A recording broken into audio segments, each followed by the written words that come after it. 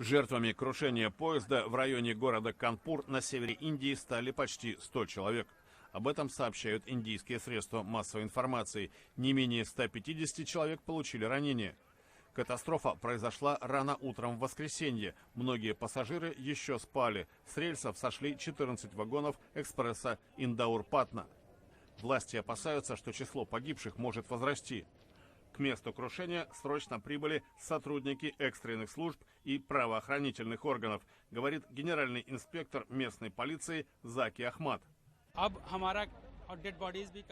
Спасательная операция идет полным ходом. Мы извлекаем все больше тел. 2 или 3 вагона повреждены очень сильно. Мы пытаемся высвободить заблокированных людей.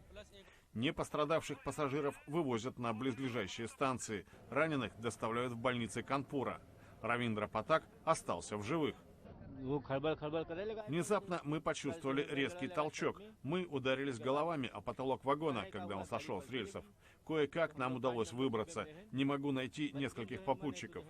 Премьер-министр Индии Нарендра Моди выразил соболезнования близким жертв катастрофы и распорядился выплатить компенсации семьям погибших и раненым. Администрация железной дороги также обещает денежную помощь родным погибших и пострадавшим пассажирам.